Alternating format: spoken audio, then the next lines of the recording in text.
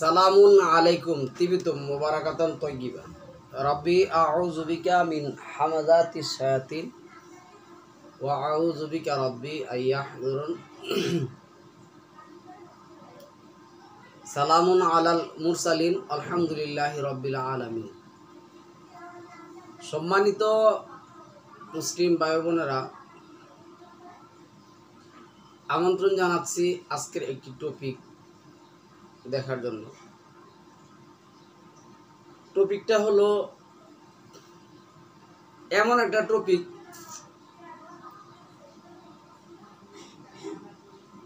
কোরআন এই টপিকটা সম্পর্কে বলেছে এক ধরনের, আর আমরা সমাজে এই কথাটা প্রতিষ্ঠিত করেছি এক ধরনের। সমাজে কথাটা হলো অধিকাংশ বা মেজরিটি, অধিকাংশ যেদিকে বলে সেদিকে বিজয়। এই অধিকাংশ সব কিছুর ক্ষেত্রে আমরা ব্যবহার করি, ভাই অধিকাংশ মানুষ এগুলি করে। অধিকাংশ মানুষের এই নিয়ম, সবাই যা বলে তাই তো করতে হবে। আপনি কি সবার বিরুদ্ধে যা পারবেন? কিন্তু এই ব্যাপারে কোরআন পুরোপুরি বিপরীতমুখী কথা বলছে, পুরাপুরি বিপরীতমুখী।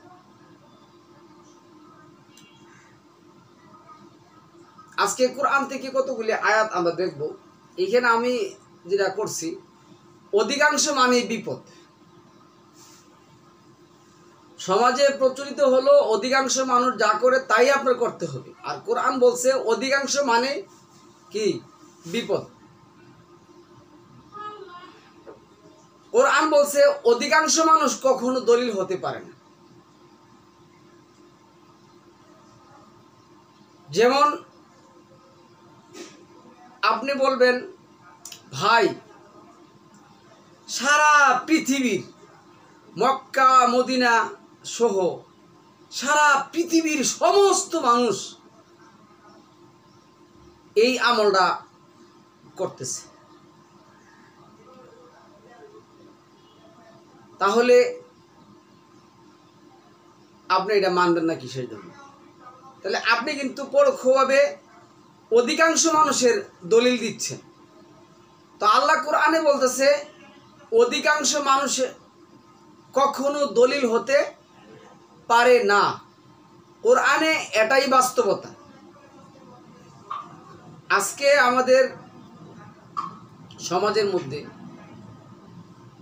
যেমন এই যে আমি আজকে ভিডিও করতেছি, আমি যেহেতু ইসলামী লেবাসগুলি আমার মধ্যে আছে, দাড়ি টুপি জুব্বা জাব্বা পায়জামা সব কিছুই আছে, এই অর্থে সবাই কিন্তু ইসলামের কোনো রাষ্ট্রীয় বা জাতীয় কাজ হলে কিন্তু জিজ্ঞাসা করে। যেমন আজকে মার্চ ফর গাজা বা কি প্যালেস্টাইন না জানি কি বলতেছে ওরা, অসংখ্য মানুষ আমাকে ধরছে, ভাই আজকে যাবেন না, আপনি কোন ধরনের মুসলমান? বিভিন্ন ধরনের কথাবার্তা গতকালকের থেকে শুনে আসছি। সারা দুনিয়ার মানুষ, ঢাকা শহর জনসমুদ্র তৈরি হয়ে গেছে, আর আপনি ভিন্ন কথা বলতেছেন। আপনি জানেন কোন ধরনের মুসলমান? আল্লাহই জানে। ভাই কোরআন থেকে আমরা কিছু উদাহরণ দিচ্ছি, এগুলি আগে শুনুন। 2 নম্বর সূরা বাকারার 249 থেকে 51 নম্বর আয়াতের মধ্যে তালুত এবং জালুতের ঘটনা আছে। তো আল্লাহ বলল, অধিকাংশের ব্যাপারে আমি তোমাকে একটা পরীক্ষা নিতে চাই। সামনে একটা নদী পড়বে, যারা এই নদী থেকে পানি পান করবে তারা কখনো তোমার অনুসারী হবে না। তো নদী আসার পরে দেখা গেল কি, অল্প কিছুজন ছাড়া আর খুঁজে পাওয়া গেল না। এই 2 নম্বর সূরার মধ্যেই সালামুন আলা ইব্রাহিম যখন অত্যাচারী শাসকের সাথে তর্কে জড়িয়ে পড়লেন,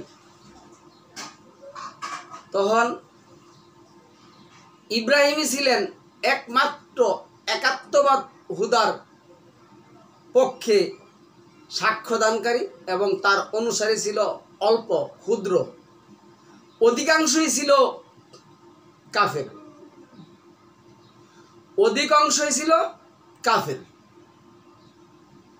13 নম্বর সূরার 1-2 নম্বর আয়াতের লাস্টের অংশ যদি দেখেন, এখানে আল্লাহ বলছে অধিকাংশ মানুষই সত্যটা কি করবে না, স্বীকার করবে না। হক কথা তিতা লাগে, অধিকাংশ মানুষ হক কথা কি করবে না, মানবে না।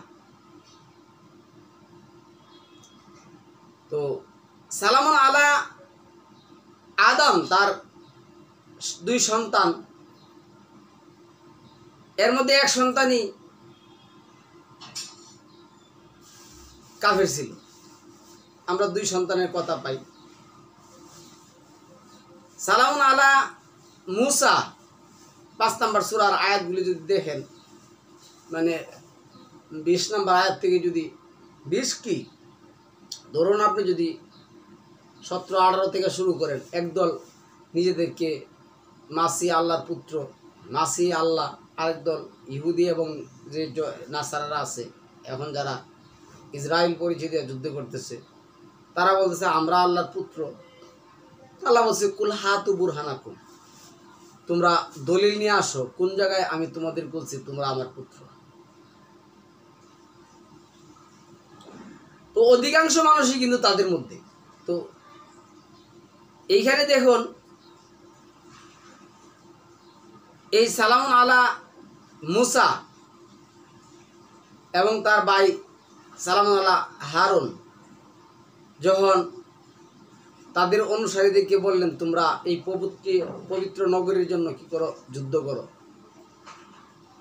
আমরা কোরআন থেকে প্রমাণ পাই মুসা এবং মুসার ভাই হারুন ছাড়া অধিকাংশই অস্বীকার করছে। সালামুন আলা নূহ, এই যে সূরা নূহ 71, আপনি যদি 20 নম্বর আয়াত যদি দেখেন, আবার 11 নম্বর সূরার 38 থেকে 47-46 যদি দেখেন, অধিকাংশ মানুষই তার প্রতি ঈমান আনে নাই। সালামুন আলা ঈসার অনুসারী আমরা যারা হাওয়ারি পাই বা এমনি এমনি পাই, যখন সালামুন আলা ঈসাকে শুলে চড়াবে, তারা তো পারল না, তারা ঈসার পরিবর্তে অন্যকে শুলে চড়ালো। আল্লাহ তাকে রক্ষা করলেন, তাকে মৃত্যু দিলেন, উঠিয়ে নিলেন। তার অনুসারী আমরা দেখলাম না, অধিকাংশই ছিল কাফের।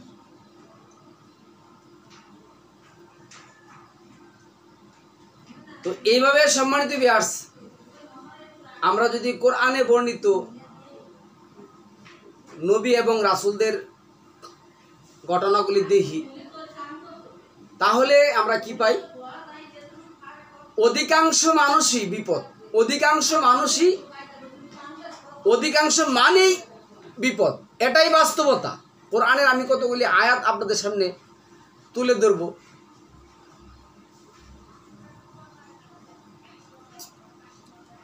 অধিকাংশই অজ্ঞ, এই কথাটা আল্লাহ সূরা 6 নম্বর সূরা আনামের 111 নম্বর আয়াতের মধ্যে বলছেন।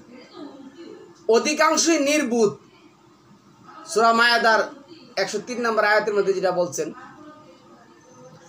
অধিকাংশ মানুষ প্রকৃত ব্যাপার সম্পর্কে অবগত নয়, সূরা ইউসুফ 68 নম্বর আয়াত।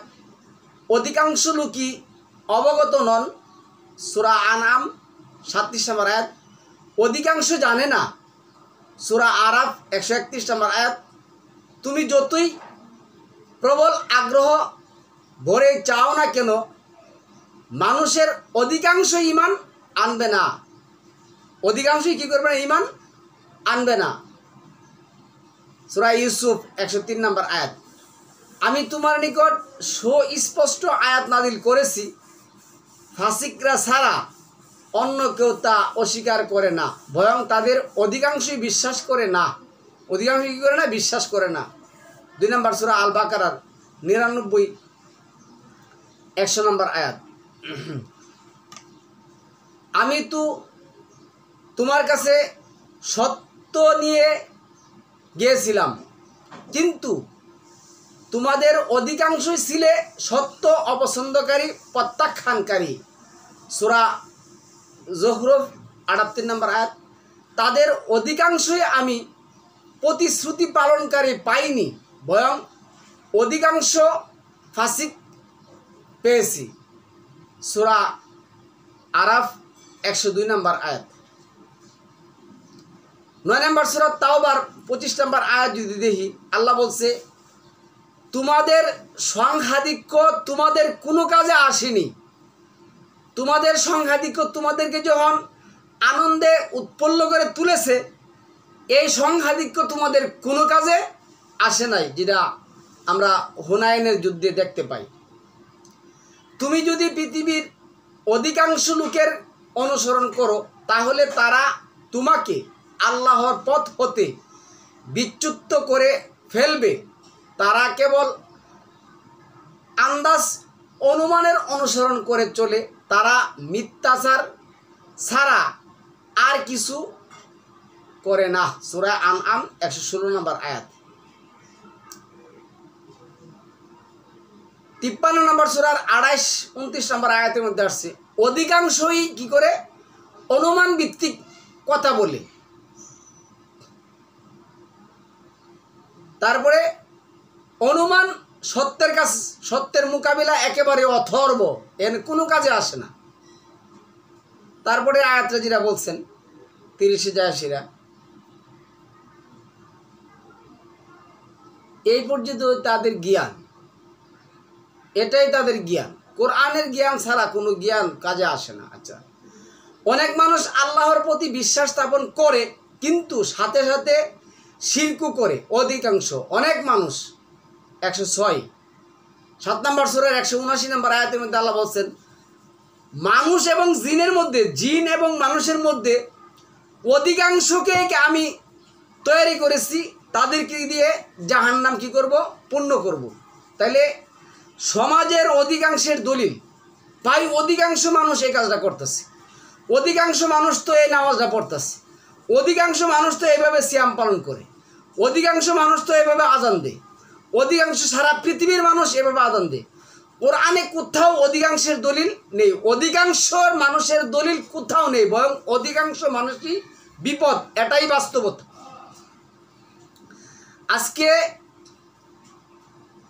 মার্চ ফর গাজা না কি জানে, মার্চ ফর গাজা হইতো না কি জানি লেখছে, যাই হোক, এই যে অধিকাংশ, এই অধিকাংশ আল্লাহর পরীক্ষায় কয়জন টিকবেন বা আল্লাহর পরীক্ষায় কয়জন থাকবেন, আল্লাহ আলাম, আল্লাহ ভালো জানেন। সালাম আলা মুহাম্মদ মক্কায় যখন দাওয়াত প্রচার করেন,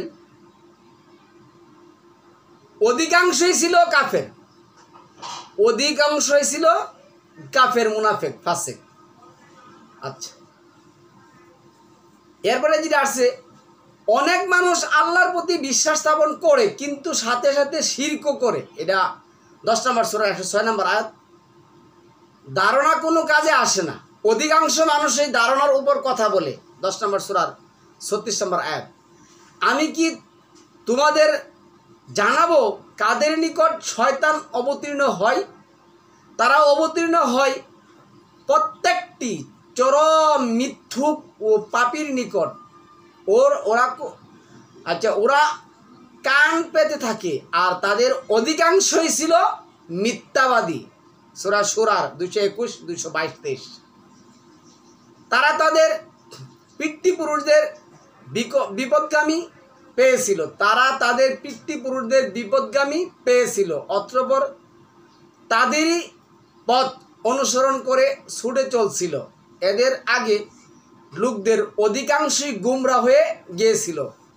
সফ 69-71। তারপরে আসুন, আরবি ভাষায় কোরআন জ্ঞান সম্পন্ন মানুষদের জন্য সুসংবাদবাহী ও সাবধানকারী, কিন্তু ওদের অধিকাংশই এই কোরআন থেকে মুখ ফিরিয়ে নিয়েছে, কাজী ওরা শুনবে না। সূরা ফুসসিলাত।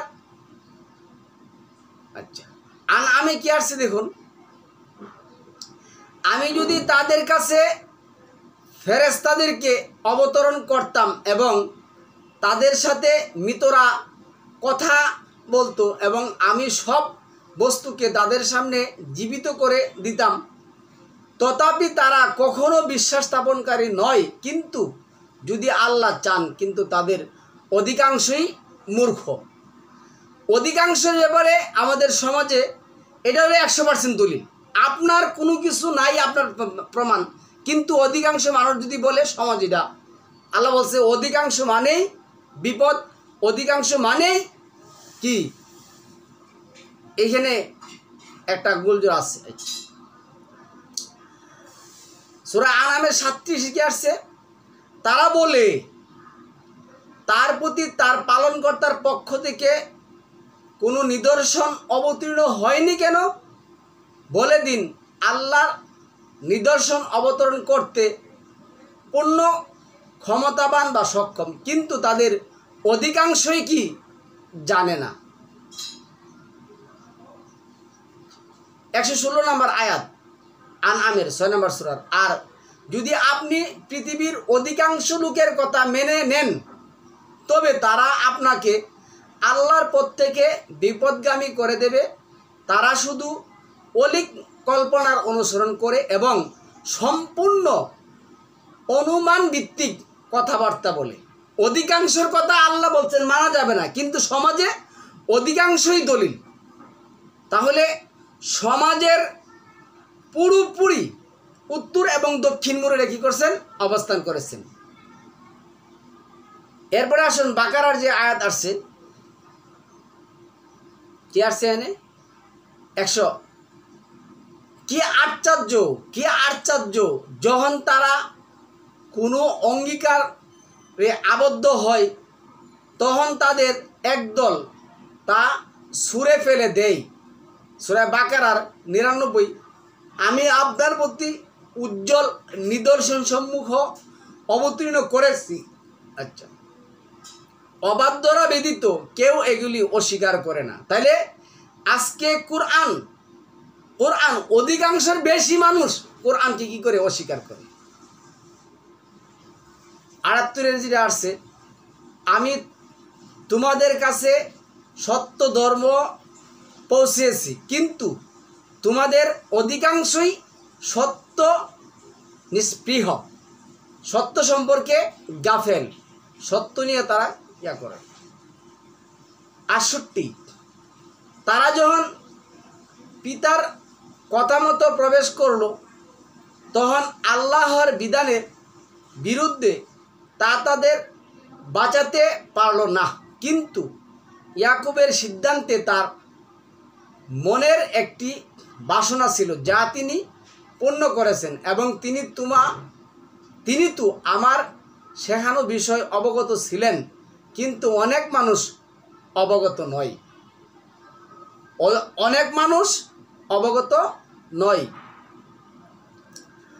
10 নম্বর সূরার 103 নম্বর আয়াত, আপনি যতই চান, অধিকাংশ লোক বিশ্বাসকারিনী নয়, বিশ্বাস করে না। সূরা ইউনূস 106। আর নির্দেশ হয়েছে, আল্লাহ ব্যতীত এমন কাউকে ডাকবে না যে তোমরা ভালো করবে না, মন্দ করবে না। বস্তুত তুমি যদি এমন কাজ করো, তাহলে তখন তুমিও জালেমদের অন্তর্ভুক্ত হয়ে পড়বে। তাহলে সম্মানিত আজকে আমাদের সমাজে যে অধিকাংশের দলিলটা দিয়েছে, এটা পুরোপুরি আল কোরআন বিরোধী। আল কোরআনের কোথাও এই ধরনের কথা নেই। এখন আমরা সম্মানিত যে জিনিসটা দেখব, এই যে এই যুদ্ধ সম্পর্কে আমার অনেক কিছু বলার ছিল। তো এগুলি বলতে গেলে দেখা গেছে কি প্রচলিত ইতিহাস থেকে বলতে হয়। ইতিহাস কখনো সত্য কথা বলে না, আমি যত ইতিহাস জানি আমি ইতিহাস পাই নাই, তবে এই গাজা সহ সারা পৃথিবীতে মুসলিমদের বিজয়ী হওয়ার জন্য আমি 10টি শর্ত আপনাদের সামনে তুলে ধরব। অধিকাংশের কথা তো শুনলেন। ইসলামের বিজয় প্রত্যেক ইমানদার ব্যক্তির হৃদয়ের একান্ত ব্যাকুলতা, প্রত্যাশা ও স্বপ্ন, কিন্তু তা শুধু স্বপ্ন নির্ভর নয়, বরং কর্ম নির্ভর। তাই ইসলামের বিজয়ের পতাকা উড্ডয়ন করার জন্য মুসলিমদের জন্য যে সকল শর্তাবলী কোরআন ভিত্তিক পালন করা আবশ্যক, দু একটি আয়াত আমি তার সংক্ষেপ আপনাদের সাথে আলোচনা করব। দেখুন, আমি আপনাদেরকে বলি, এটা 2 নম্বর সূরার মধ্যে পাবেন, আবার 3 নম্বর সূরার মধ্যে পাবেন, এবং 9 নম্বর সূরা তওবার 111 নম্বর আয়াতের মধ্যে আল্লাহ যেটা বলছেন, নিশ্চয় আল্লাহ মুমিনদের জান এবং মালের বিনিময়ে জান্নাত কি করছেন? বিক্রি করেছেন। ইউকাতিলুনা ওয়া ইউকতালুনা, তারা হত্যা করবে, তারা হত্যা হবে। আর আল্লাহ যেটা বলছেন 2 নম্বর সূরা বাকারার মধ্যে আর 3 নম্বর সূরার মধ্যে, যে ওয়ালা তাকুলু লিমান ইউকতালু ফি সাবিলিল্লাহ, যারা আল্লাহর রাস্তায় জীবন দেয় তাদেরকে তোমরা মৃত বলবা না, বরং তারা জীবিত, তারা আল্লাহর পক্ষ থেকে কি রিজিক প্রাপ্ত। তাহলে ইসলাম ধর্মের সর্বোচ্চ এবং একমাত্র দামি আমল হলো জিহাদ। জিহাদ করতেই হবে, জিহাদ করতে হবে। আল্লাহ বলছেন, ফালা তুতিল কাফিরিনা ওয়াজাহিদহুম বিহি জিহাদান কাবীরা, তুমি কাফেরদের আনুগত্য করো না, কোরআনের মাধ্যমে তাদের কাছে কি, তাদের সাথে কি করো? প্রবল সংগ্রাম চালিয়ে যাও। জিহাদ আর কাতাল এক জিনিস নয়। জিহাদ আপনার প্রচেষ্টা, তবে হতে হবে কোরআন ভিত্তিক, আর কাতাল কাফেরকে হত্যা করা। যাই হোক, আমি এনে যে কথাটা বলবো, ইসলামের বিজয়ের জন্য সর্বপ্রথম ও সবচেয়ে গুরুত্বপূর্ণ শর্ত হলো মুসলিমগণ ব্যক্তি জীবনে শিরক মুক্ত ও ইমান ও বিদআত মুক্ত আমল দ্বারা সংঘবদ্ধ হবে। আগে শিরক মুক্ত হতে হবে। তাহলে অধিকাংশ মানুষই শিরক মুক্ত না, অধিকাংশ মানুষই শিরক যুক্ত। আমরা আজকে যারা নিজেদেরকে হাদিউজ্জামান বদিউজ্জামান বলে জানি, যারা ইসলামের ঠিকাদারি করে, তাদের মধ্যে শিরক এবং কুফর একেবারে টয়টুম্বুর পরিপূর্ণ। তাদের আকীদা এবং বিশ্বাস যদি নিয়ে আমরা টান দেই, আমরা ইল্লা মাশাআল্লাহ 2-1 জন বাদে অধিকাংশকেই পাই শিরকের টয়টুম্বুর এবং পরিপূর্ণ। মহান আল্লাহ সালাম আলা মুহাম্মদকে 8 নম্বর সূরার 63 নম্বর আয়াত বললেন, হে মুহাম্মদ, তুমি যদি সারা পৃথিবীর সমুদয় সম্পদ ব্যয় করতে আর যদি তাদেরকে একাত্র করার জন্য তুমি কি করতে চেষ্টা করতে, তাও তুমি কি করতে না, পারতে না। তাইলে সম্মানিত ভিউয়ার্স, শিরক মুক্ত না হলে, শিরক ব্যাপারে 5 নম্বর সূরার 73 থেকে 75, 4 নম্বর সূরার 47, 48, 116 এবং 31 নম্বর সূরা 13 নম্বর আয়াতের মধ্যে যে কথা বলছেন, শিরক করলে আপনার আমল তো বাতিল হবেই, বরং শিরক অবস্থায় মৃত্যুবরণ করলে আল্লাহ আপনাকে কখনো ক্ষমা করবেন না। তাই এই সমস্ত ব্যক্তিদেরকে নিয়ে আপনি কি করবেন? যুদ্ধ করবেন, যা কল্পনাতেও আপনি কি করতে পারবেন না, বিজয়ী হতে পারবেন না। তাহলে আপনার কি করতে হবে? ইসলাম ধর্মের সর্বোচ্চ প্রচেষ্টা, সর্বদামি আমল, একমাত্র দামি আমল হলো কি? কাফেরদের সাথে যুদ্ধে লিপ্ত হওয়া। এই যুদ্ধে লিপ্ত হতে গেলে আপনাকে কী করতে হবে? শিরক মুক্ত হবে। শিরক সহ আপনি কখনো কোনোদিনও আল্লাহ সাহায্য পাবেন না। 24 নম্বর সূরার 55 নম্বর আয়াত এবং 30 নম্বর সূরার 47 নম্বর আয়াতে দেখুন, আল্লাহ ওয়াদা করেছেন, নিশ্চয় আমি মুমিনদেরকে জমিনে প্রতিষ্ঠা করব। এটা আমার ওয়াদা, আমি মুমিনদেরকে ওয়াদা করেছি, নিশ্চয় আমি মুমিনদেরকে জমিনে প্রতিষ্ঠা করব। আর আমার জন্য এটা কি হয়ে গেছে, বাধ্য হয়ে গেছে মুমিনদেরকে কি করা, সাহায্য করা। আমি সাহায্য করবই, মুমিনদেরকে বিজয় করবই। তাহলে আপনি সাহায্য পাবেন, বিজয় পাবেন। আপনার কি করতে হবে, শিরক মুক্ত হবে, শিরক থেকে আপনার মুক্ত হতে হবে। আজকে আমরা সমাজের দিকে তাকাইলে তাদের সালাম, তাদের সিয়াম, তাদের ইকামাত, তাদের ঐক্য, তাদের ধর্মীয় আচার অনুষ্ঠান, তাদের মাদ্রাসা মসজিদ, তাদের বিভিন্ন তাদের ইসলামিক সাইড দিকে তাকাইলে প্রত্যেকটা আমলের মধ্যে শিরক এবং বিদাতে ভরপুর। কোনো একটা সেক্টরের মধ্যে শিরকবিহীন নেই। আপনি সালামের মধ্যে শিরক করতেছেন, আপনি সিয়ামের মধ্যে শিরক করতেছেন, আপনি হজের মধ্যে শিরক করতেছেন, আপনার প্রত্যেকটা আমলের মধ্যে শিরকে ভরপুর। আল্লাহ বলছে শিরকবিহীন আমল ছাড়া আমি তোমাদের আমল কবুল করব না এবং তোমাদেরকে আমি সাহায্য করব না, আমি সাহায্য করবই না। তাহলে আল্লাহর সাহায্য ব্যতি রেখে আজকে তারা কি করতে চাচ্ছেন, বিজয় হতে চাচ্ছেন। তারা মিথ্যা এবং মিথ্যার একটা ছলনা দিয়ে আজকে মানুষকে একসাথে করতে চাচ্ছেন, যা কখনো কোচিনকালও সম্ভব নয়। মুহাম্মদ কি মিথ্যা এবং মিথ্যার ছলনা দিয়ে তার সাহাবীদেরকে একসাথে করতে চেয়েছিলেন? না, কখনো না।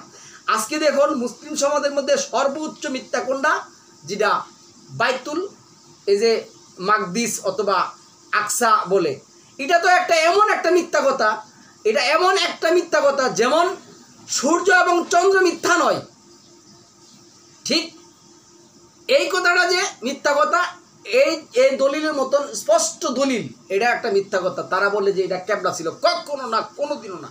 আপনি যদি কোরআনের একটা আয়াত দেখাইতে পারেন আল্লাহ কোনো দিন কোনো সময় কোনো একটা আয়াতের মধ্যে বলছেন যে বাইতুল মাকদিস ছিল মানব জাতির জন্য দ্বিতীয় কাবা, এই মিথ্যা কথা এটাকে সংগ্রহ করার জন্য তারা আজকে যুদ্ধ করতেছে। এবং মিথ্যা তো মিথ্যা, পরিপূর্ণ সত্য একটা মিথ্যা, মিথ্যা দেওয়ার সত্য হতে পারে না, মিথ্যার মধ্যে এটা সবচেয়ে শ্রেষ্ঠ একটা মিথ্যা কথা। তো এই মিথ্যা দিয়ে আপনি মার্চ ফর গাজা, ওই গাজাবাসীকে উদ্ধার করবেন, এই করবেন সেই করবেন, কখন এটা হবে না। যাই হোক, তারপর হইল মুক্ত দ্বারা সমৃদ্ধ হবে, তারপর পরিবারে তার বাস্তবায়ন ঘটবে। আপনার পরিবারে তো বাস্তবায়ন ঘটাতে হবে। আপনার পরিবারের মধ্যে, আপনার পরিবারের মেম্বারের মধ্যে শিরক, কুফর, বিদাত, আল্লাহ বিরোধী আমল, আল্লাহ বিরোধী কালচার দ্বারা পরিপূর্ণ। আপনি চাচ্ছেন এখানে গাজাবাসীকে মুক্ত করতে। আরে গাজাবাসীকে মুক্ত করতে গেলে তো আল্লাহর সাহায্য লাগবে। আল্লাহ সাহায্য করতে গেলে আপনার কি হতে হবে, কালবে সালিম হতে হবে। আপনি কালবে সালিম না হলে কখনো আল্লাহ সাহায্য পাবেন না। আল্লাহ বলছেন তোমরা কি লক্ষ্য করো না, 249 মধ্যে, তোমরা কি লক্ষ্য করো না আমি কত কত বড় বড় দলের সাথে কত ক্ষুদ্র ক্ষুদ্র দলকে আমি কি করছি, বিজয় করে দিয়েছি। কিভাবে বিজয় করে দিয়েছি? আজকে আমাদের তো এই আয়াতের উপর বিশ্বাস থাকতে হবে। আমাদের কি বিশ্বাস আছে? নেই।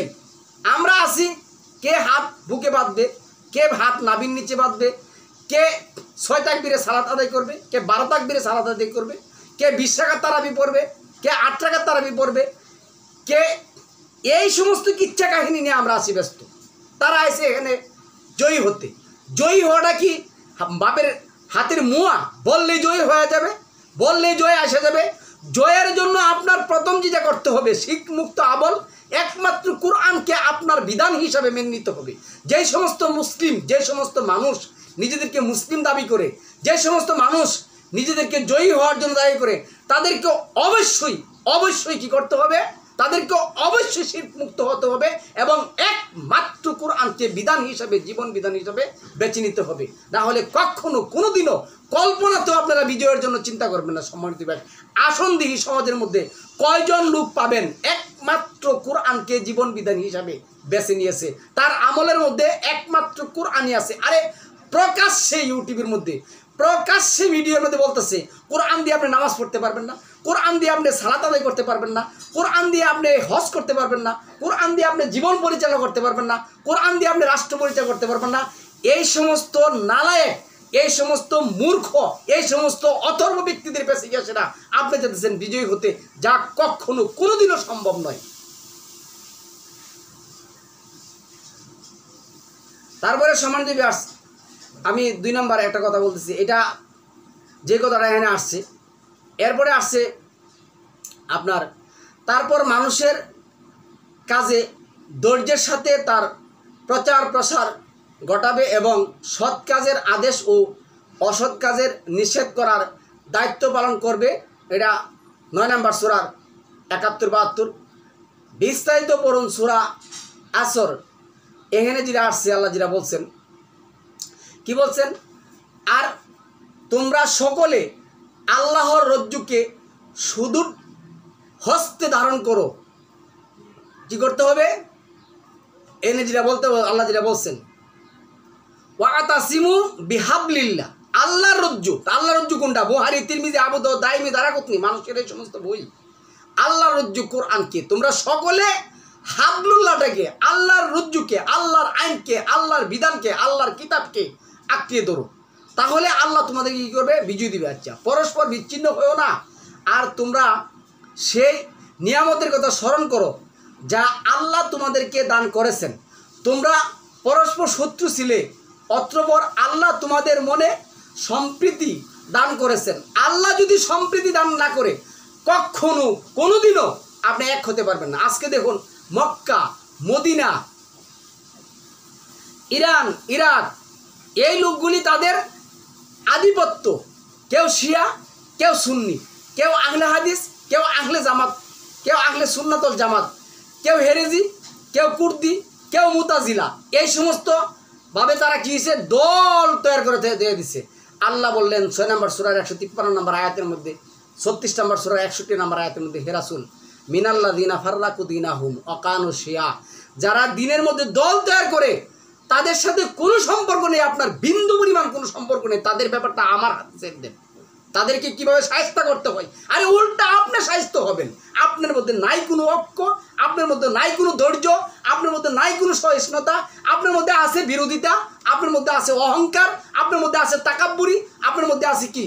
মিথ্যা এবং কতগুলি জাল জয়ীব, কতগুলো মানব রচিত কথা কালেকশন সংগ্রহ। আপনি এইগুলি মানুষকে শেখাচ্ছেন, আর আপনি বলছেন যে আমি জয়ী হব। আপনি নিজের চিন্তা করুন ওর চিন্তা করার আগে, আপনি নিজের চিন্তা করুন ওর চিন্তা করার আগে। সম্মানিত ভিউয়ার্স, যদি আমার এই বক্তব্য আমার কোনো পরিচিত ভাইয়ের কাছে যায়, আপনারা হয়তো বলতে পারেন যে না জাহাঙ্গীর, তুমি তো এটার মধ্যে যাও না। আমি নিজে যদি কোরআন ভিত্তিক কোনো লোক আমাকে ডাক দেয়, আমি হব আউয়ালা মুসলিম, আমি হব সর্বপ্রথম আত্মসমর্পণকারী মুসলিম, আমি হব সর্বপ্রথম আত্মসমর্পণকারী মুসলিম। যেমন মুসা বলছিল, যেমন মুহাম্মদ বলছিল, 7 নম্বর সূরার 143 নম্বর আয়াতের মধ্যে মুহাম্মদ বলছিল, আমাকে আপনি সর্বপ্রথম মুমিন হিসাবে, মুসলিম হিসাবে কি করুন? গণ্য করুন। যেমন মুহাম্মদ বলছিল 663-62-63, আমি হব সর্বপ্রথম আত্মসমর্পণকারী, আমি হব সর্বপ্রথম আত্মসমর্পণকারী যদি আল কোরআন ভিত্তিক আপনি আমাকে ডাকেন। কিন্তু দুঃখের বিষয়, দুঃখের সাথে বলতে হয়, আজকে অধিকাংশ মানুষকে পাই না কোরআন ভিত্তিক ডাক দেওয়ার মধ্যে, অধিকাংশ মানুষকে পাওয়া যায় না কোরআন ভিত্তিক ডাক দেওয়ার মধ্যে। তাহলে কি করে আমি শিরিক অবস্থায় আপনার সাথে আমি সহমত পোষণ করতে পারি? কখনো না, নেবার, কোনো দিনও না আমি এ কাজ করবো না, মরে গেলেও করবো না, কোনোদিনও করবো না। তারপরে এই কথাটা এখানে যেটা আসছে, তোমরা আল্লাহ যেটা বলছেন যে অতঃপর আল্লাহ তোমাদের মনে সম্প্রীতি দান করেছেন, ফলে এখন তোমরা তার অনুগ্রহের কারণে পরস্পর বাই বাই হয়েছ। তোমরা এক অগ্নিকুণ্ডের পারে অবস্থান করছি, অতঃপর তা থেকে তিনি তোমাদেরকে মুক্তি দিয়েছেন। এভাবে আল্লাহ নিজের নিদর্শনসমূহ প্রকাশ করেন যাতে তোমরা হেদায়েতপ্রাপ্ত হতে পারো। সূরা আল ইমরান 103 নম্বর আয়াত। তারপরে আল্লাহ যেটা বলছে দেখুন, আর আল্লাহ তাআলা নির্দেশ মান্য করো এবং তার রাসূলের, তাছাড়া তোমরা পরস্পরের বিবাদে লিপ্ত হইও না। যদি তা করো তবে তোমরা কাপুরুষ হয়ে পড়বে এবং তোমাদের প্রভাব চলে যাবে। আর তোমরা ধৈর্য ধারণ করো, নিশ্চয়ই আল্লাহ তাআলা রয়েছেন ধৈর্যশীলদের সাথে। সূরা আনফাল 46। হৃদয়ে জিহাদি চেতনা উজ্জীবিত করা এবং জিহাদের শর্তাবলী পূরণ সাপেক্ষে কাফেরদের বিরুদ্ধে জানমাল দ্বারা সর্বাত্মক জিহাদ করা, এটা আল্লাহ বলেছেন। কি বলছেন? আর তোমরা তাদের সাথে লড়াই করো যেই পর্যন্ত না ফিতনা দূরীভূত হয়। 2 নম্বর সূরা আল বাকারা আকাতিলুহুম হাত্তা লা তাকুনা ফিতনাতান ওয়া ইয়াকুনা দ্বীনা কুল্লুহু। 8 নম্বর সূরা 29 নম্বর আয়াতের মধ্যে আসছে, তোমরা ততক্ষণ পর্যন্ত তাদের সাথে সংগ্রাম করো, জিহাদ করো, যতক্ষণ পর্যন্ত না সমাজের ফিতনা দূরীভূত হয়। মহান আল্লাহ আমাদেরকে যেটা বলছেন সালাম আলা মুহাম্মদের মাধ্যমে 9 নম্বর সূরা তাওবার 30, 31, 32, 33 নম্বর আয়াতের মধ্যে যেটা বলছেন, হুয়াল্লাযী আরসালা রাসূলাহু বিল হুদা ওয়া দীনিল হক লিউযহিরাহু আলা দ্বীনি কুল্লিহি ওয়ালাউ কারিহাল কাফিরুন মুশরিকুন। হ্যাঁ, হে রাসূল, আমি তো তোমাকে হিদায়াত সম্পূর্ণ সত্য বিল হক একমাত্র সত্য কিতাব দিয়ে প্রেরণ করেছি, যেন তুমি মানুষের মধ্যে তা প্রতিষ্ঠা করো, সমাজের জাহিলিয়াত 2 পায়ের নিচে ফেলে পেশে দিতে পারো। তাহলে কোরআনের মাধ্যমে আমাকে জিহাদ করতে হবে। কয়জন লোক আছে কোরআন দিয়ে, কোরআনের আয়াত জেনে বুঝে মুসলিম হয়ে জিহাদ করবে? এই জন্যই বলছি অধিকাংশ মানেই বিপদ, অধিকাংশ মানেই বিপদ, এটাই বাস্তবতা। তারপরে আল্লাহ যেটা বলছেন দেখুন, যুদ্ধ করো ওদের সাথে, আল্লাহ তোমাদের হস্তে তাদের শাস্তি দেবেন, তাদের লাঞ্ছিত করবেন, তাদের বিরুদ্ধে তোমাদের জয়ী করবেন এবং মুসলমানদের অন্তরসমূহ শান্ত করবেন এবং তাদের মনে খুব দূর করবেন। আর আল্লাহ যার প্রতি ইচ্ছা ক্ষমাশীল হবেন। আল্লাহ সর্বজ্ঞ এবং একমাত্র প্রজ্ঞা সৃষ্টিকারী। এটা 15 নম্বর সূরা আর মাআযাল্লাহ 15 নম্বর আয়াত, 9 নম্বর সূরা তাওবার। তো এখন সম্মানিত ভিউয়ার্স, আমাদের যে কাজটা করতে হবে, এই কাজটা হলো কি দেখুন, চতুর্দিকে শত্রু জয় জয়কার। প্রত্যেকটা মুসলিমরা এখন পৃথিবীর কোন অঞ্চলে, কোন রাষ্ট্রে, কোন দেশে অপরাজিত আছে, সর্বক্ষেত্রে তারা অপরাজিত, কোনো জায়গার মধ্যে তারা পরাজিত নয়। মুসলিমদের অধপতন এবং সার্বিক দুর্ব্যবস্থা থেকে হীনমন্যতায় না ভোগা, বরং হৃদয়ে আল্লাহর রহমত ও সাহায্য প্রাপ্তির আশা উজ্জীবিত রাখা। মহান আল্লাহ এই ব্যাপারে বলছেন কি দেখুন, আর তোমরা নিরাশ হও না। কি করো না? তোমরা নিরাশ হও না এবং দুঃখ করো না। যদি তোমরা মুমিন হও তবে তোমরাই জয়ী হবে। 3 নম্বর সূরার 139 নম্বর আয়াত। এই কথাটা আপনার সূরা ইউসুফের 87 নম্বর আয়াতের মধ্যে বলছেন, তোমরা আল্লাহর রহমত থেকে নিরাশ হও না। নিশ্চয় আল্লাহর রহমত থেকে কাফের সম্প্রদায় ব্যতীত অন্য কেউ নিরাশ হয় না। 10 নম্বর যে কথাটা আসছে 12 নম্বর সূরার 87 নম্বর আয়াতের মধ্যে যে কথাটা আসছে। এরপরে এই কথাটা আসছে, আল্লাহ কোনো জাতির অবস্থা পরিবর্তন করে না যে পর্যন্ত না তারা তাদের নিজের অবস্থা পরিবর্তন করে। এটা 11 নম্বর সূরা রাদের আয়াতের মধ্যে আসছে, সূরা রাদের 11 নম্বর আয়াতের মধ্যে আসছে। তারপরে আপনার সূরা আনফালের 53 নম্বর আয়াতের মধ্যে বলছে, তার কারণ এই যে আল্লাহ কখনো পরিবর্তন করে না সেই সব নিয়ামত যা তিনি কোনো জাতিকে দান করেছিলেন, যতক্ষণ না সেই জাতি নিজেই পরিবর্তন করে দেয় নিজের জন্য নির্ধারিত বিষয়। 8 নম্বর সূরা 53 নম্বর আয়াতের মধ্যে কথা আসছে। তারপরে আল্লাহ দিনকে এবং আল্লাহর দিনের জন্য যারা কাজ করে তাদেরকে সাহায্য করা এবং আল্লাহর বিধানকে সমাজে প্রতিষ্ঠা করার জন্য পরস্পরকে সাহায্য সহযোগিতা করা। এটা আল্লাহ তাআলা যেটা বলছেন, এটা হলো এই যে আয়াতের মধ্যে যেটা আসছে সূরা মুহাম্মদ 7 নম্বর আয়াতের মধ্যে, হে বিশ্বাসীগণ, যদি তোমরা আল্লাহকে সাহায্য করো, আল্লাহকে সাহায্য করা মানে যদি তোমরা আল্লাহর বিধান প্রতিষ্ঠা মানার জন্য চেষ্টা করো, আর এই সাহায্য করো মানে কাফের এবং আল্লাহ সাহায্য চায়। আরে আল্লাহ সাহায্য না, আল্লাহর বিধান প্রতিষ্ঠা করার জন্য যদি তোমরা কি করো, চেষ্টা করো, আল্লাহ তোমাদেরকে কি করবেন, আল্লাহর বিধান প্রতিষ্ঠা করার জন্য কি করবেন, সাহায্য করবেন। তারপরে সূরা হাজের যে আছে, আল্লাহ নিশ্চয় তাদেরকে সাহায্য করবেন যারা আল্লাহর সাহায্য করে। আল্লাহ সাহায্য মানে আল্লাহর বিধান প্রতিষ্ঠা করতে চেষ্টা করে।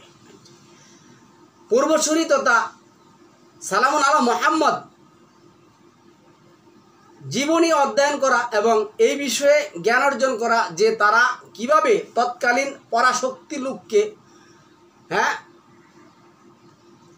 মানে পরাজিত করে বিজয়ী হয়েছিলেন, এই ব্যাপারেও কোরআনের মধ্যে আয়াত আসছে সূরা আনামের 90 নম্বর আয়াতে। এরা এমন ছিল যাদেরকে আল্লাহ পথ প্রদর্শন করেছিলেন, অতএব তুমি তাদের পথ অনুসরণ করো না। এই সমস্ত কাফের এবং মুশরিকদের পথ অনুসরণ করা যাবে না। সম্মানিত ভিউয়ার্স, আমাদেরকে নেতৃত্ব দিতে হলে, আমাদেরকে বিজয়ী হতে হলে যে কাজটা করতে হবে, বর্তমান সময়ে বিশ্বের, আমি এই কথাটা নিজের থেকে বলছি, আপনারা নিলে নেন না নিলে নাই, বর্তমান সময়ে বিশেষ করে মুসলিম যুবক যুবতী নারীদের নৈতিক স্খলন ঘটানো এবং তাদেরকে বিপদগামী করার সুদূর প্রসারী নানামুখী ষড়যন্ত্র, ধ্বংসের সুপরিকল্পিত নীল নকশা ও অত্রবর তৎপরতা থেকে রক্ষা করতে, তাদের সঠিক কল্যাণের পথে পরিচালনা করার জন্য বাস্তবমুখী কোরআনকে জীবন বিধান হিসাবে কী করতে হবে, মেনে নিতে হবে। ইসলামকে বিশ্বের নেতৃত্বে প্রতিষ্ঠা করতে ইসলামী শরিয়া মানে আল কোরআন, আল্লাহ যেটা বলছেন, সুম্মা জাআলনাকুম আলা শারিআতি মিনাল আমর, নিশ্চয় শরীয়তের মালিক একমাত্র আমি, আর তোমাদের মধ্যে কেউ শরিয়া দিতে পারবে না। তাহলে আমরা যাকে নেতৃত্ব দিব, যার আনুগত্য করব, যারা উলুল আমর হবে, তারা আল কোরআন ভিত্তিক আমাকে আপনাকে দিক নির্দেশন দিবে, আমরা তাদের আনুগত্য করব, তাদের সাথে একাত্মতা পোষণ করে হাবলুল্লাহটাকে জোরভাবে ধরে আমরা কি করব, এই সমস্ত কাফের এবং মুশরিকদের সাথে যুদ্ধ করব। আমরা অবশ্যই বিজয়ী হব। আস্তা তারপরে আমি যে পরিশেষে দোয়া করি, মানে মহান আল্লাহর কাছে ফরিয়াদ করি, আল্লাহ তাআলা মুসলিমদেরকে সকল পাপাচার ও অন্যায় অবিচার থেকে রক্ষা করুন, তাদের মধ্যে ঈমানের অগ্নিস্ফুলিঙ্গ প্রজ্বলিত করুন এবং অলসতা, অকর্মণ্যতা, দুর্বলতা, হীনমান্যতাকে বিদায় করতে তাদের হৃদয় শক্তি ও সাহসের বহিঃশিখা জ্বালিয়ে দিন এবং পরিশুদ্ধ জ্ঞান, একমাত্র কোরআনের জ্ঞান, উন্নত সভ্যতা এবং আকর্ষণীয় চরিত্র মাধুরী দ্বারা মানুষের হৃদয় রাজ্য জয় করার তৌফিক দান করুন। আমরা বলবো, রাব্বানা লা তাজআলনা ফিতনাতাল লিল্লাযিনা কাফারু ওয়াগফির লানা ইন্নাকা আনতাল আজিজুল হাকিম, ইন্নাকা আনতাল আজিজুল হাকিম।